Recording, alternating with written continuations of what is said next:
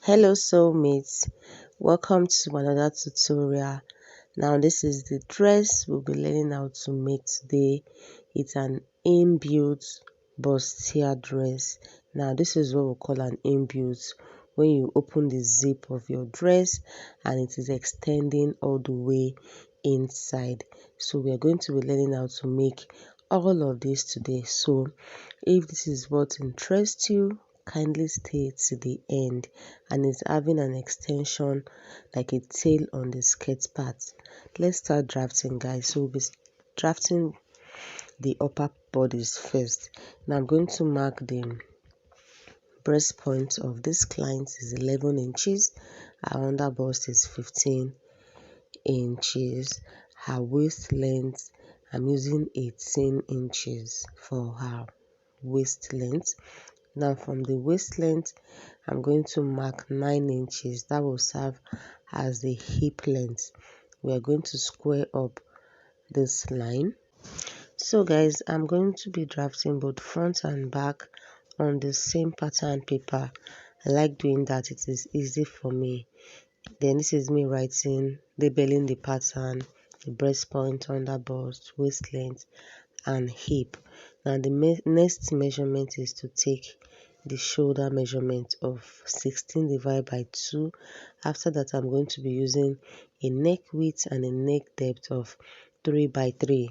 I'm going to alterate the neck later, but this is just our simple basic block first.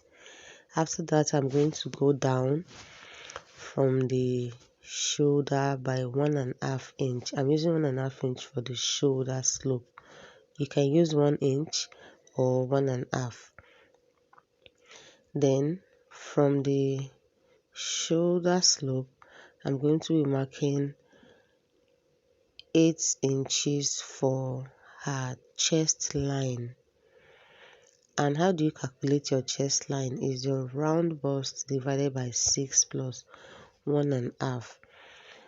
On the chest line, I'm putting the shoulder measurement so I can rule a straight line.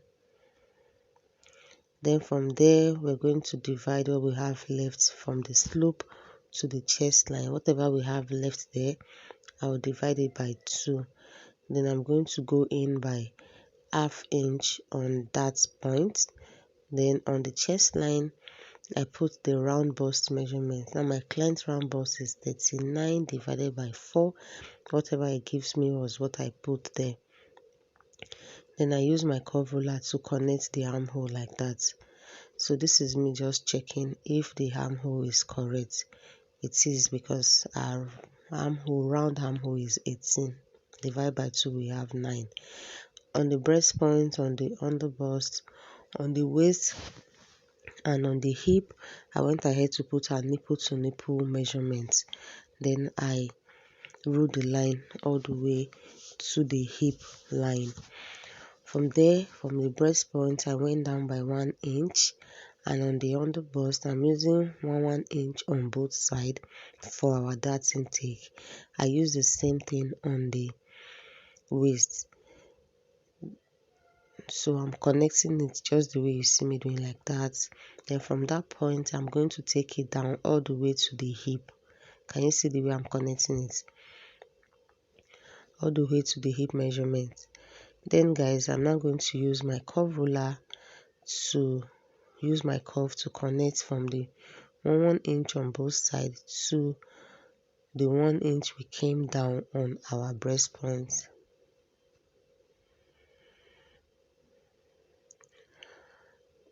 After that, guys, we are going to put the circumference, the round bust, the round under bust measurements.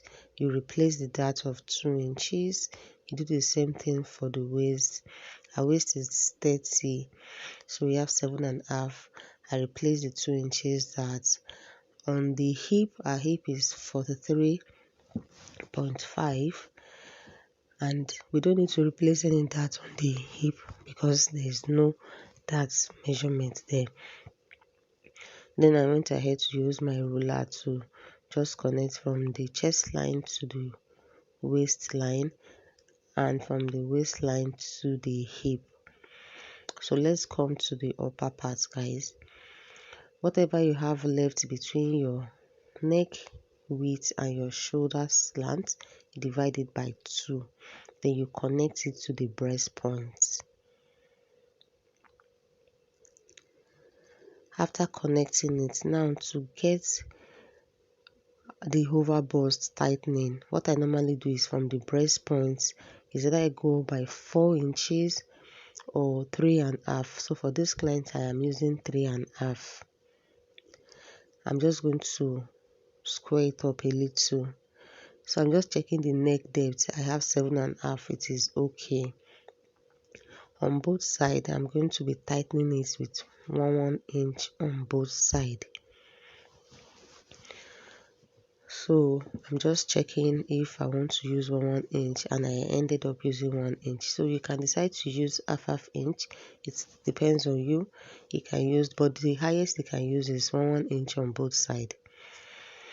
Then I connect it to the breast point, just the way you see me doing, like that. Over bust tightening is very important when you are doing stuffs that is a tube or patterns that have yoke. Now guys, I went down from the shoulder slant by 6 inches, and I'm going to be connecting the other side, yes, to the 6 inches. So for the depth from the starting line, I mark 9 inches. That is where I want the neck, the sweetheart neck, to get to. So you can ask your client to measure them on their body where they want their sweetheart neck to get to. So whatever they ask you is what you use.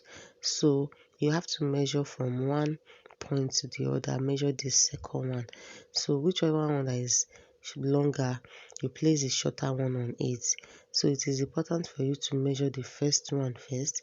So what it gives you, you now measure it on the second one, so that when you cut, one will not be longer than the other. Then you connect it back to the place where you see me connecting it to.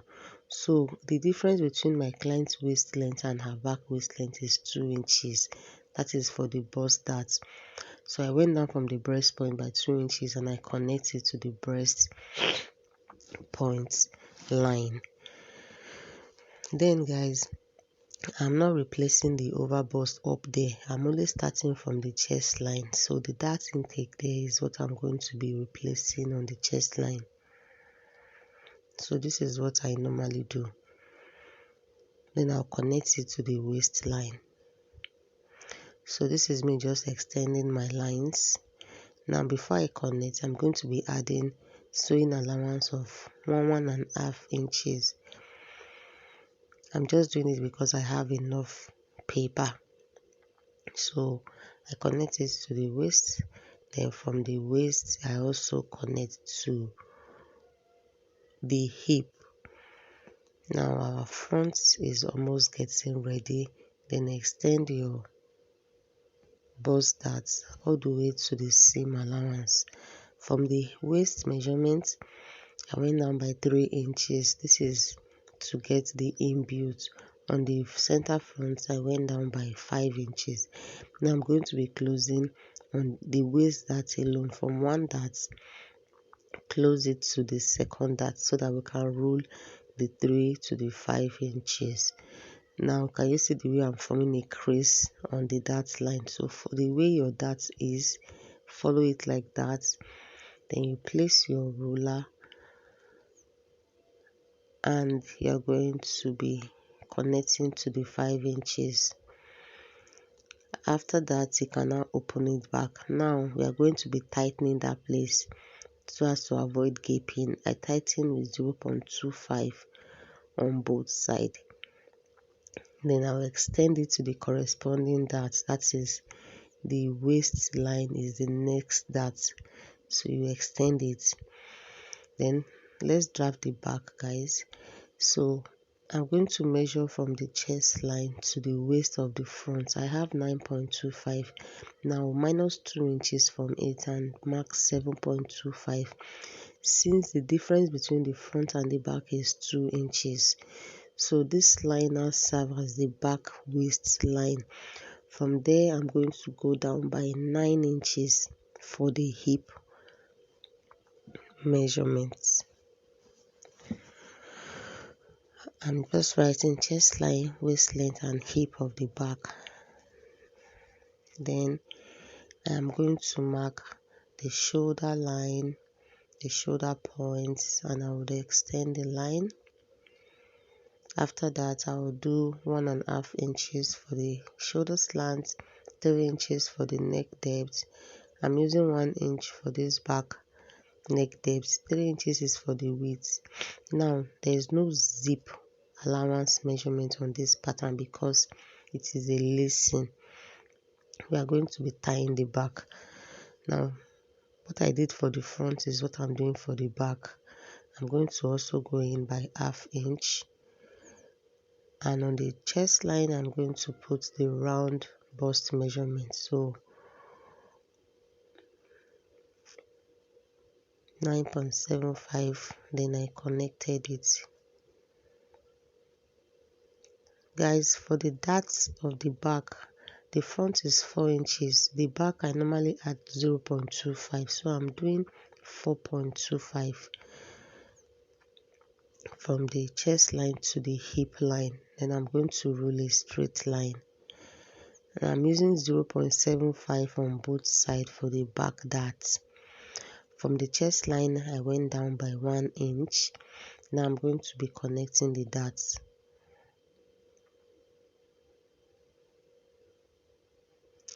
Then I'm going to connect it to the hip, just the same thing we did for the front. After that, I'm going to put the circumference, so the waist measurement, I put it plus the darts of 1.5 inches. I'm going to replace it. The hip measurement, I also put the hip.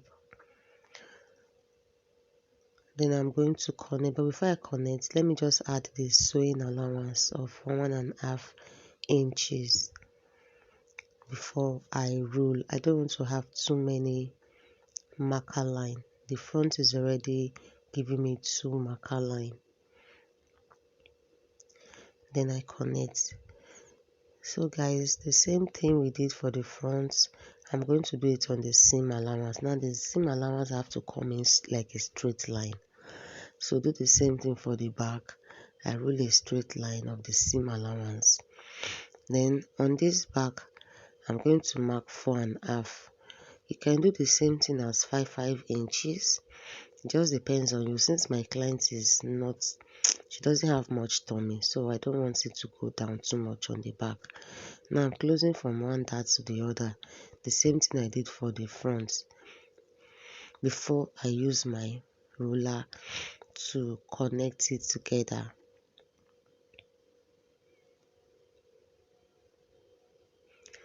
So guys, if you've gotten to this part and you've not liked this video, kindly give me a like. Just click on that subscribe button if you've not subscribed. Now on the chest line, I'm going to measure what I have up there. Then I'm also going to measure it on the back. Then from the back, I am taking 1 inch away.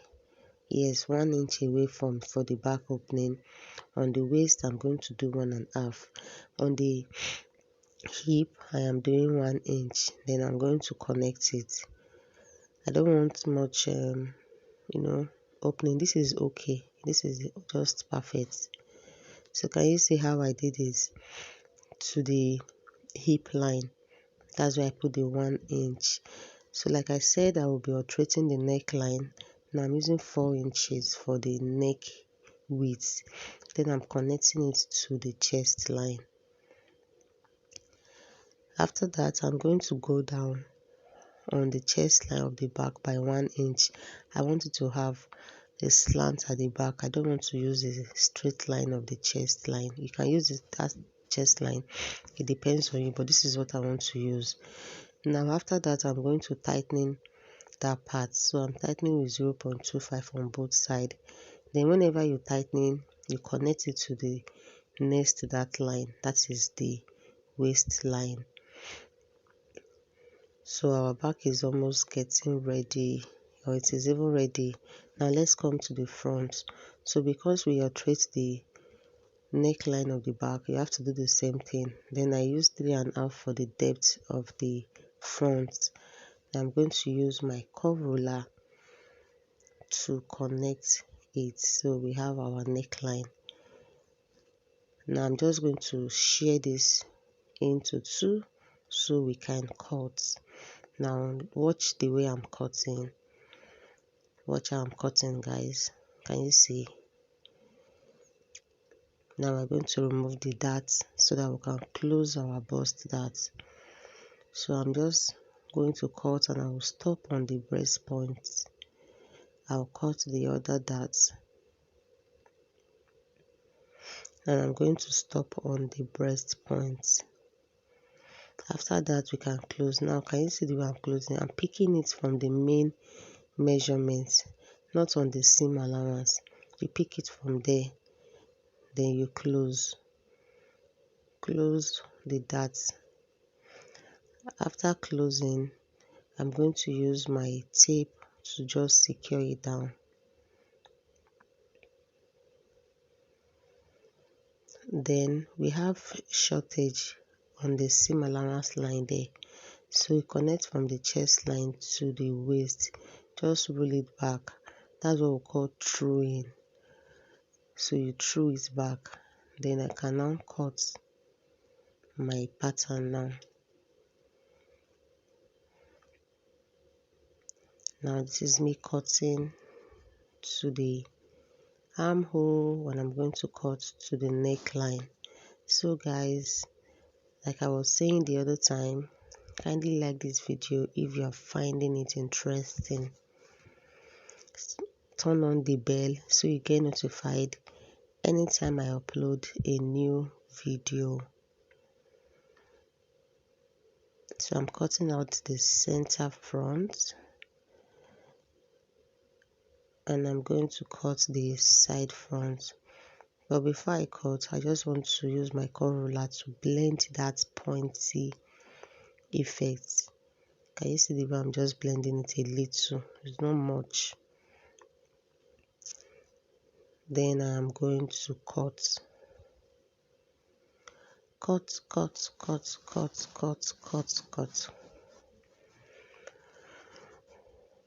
So we finish cutting the side front.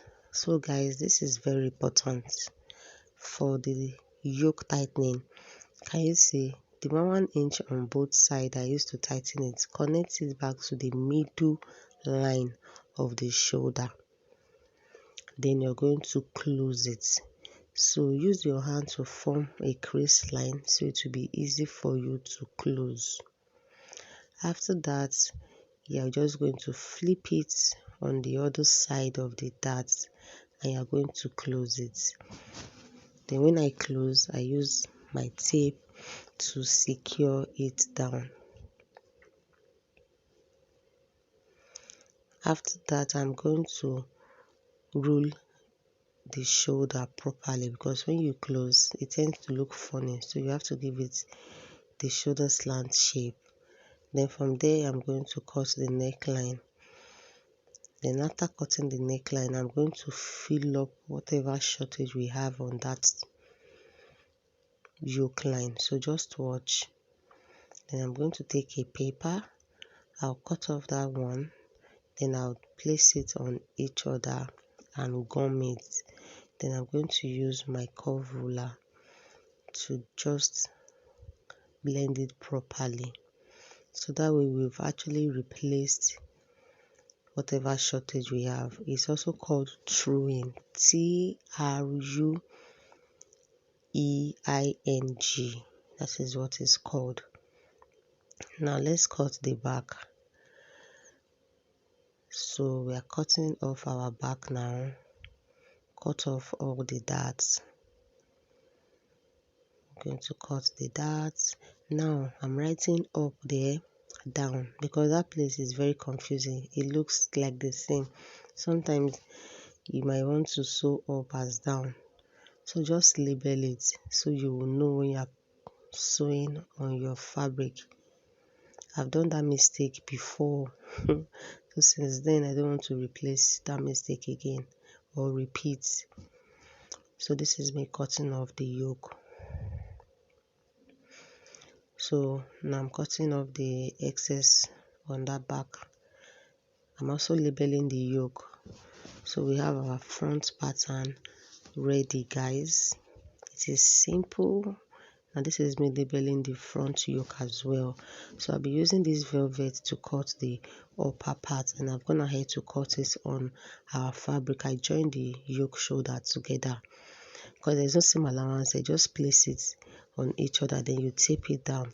So guys, we're going to be sewing in the next tutorial. This is looking very long, so I'll see you all in my next one. Bye.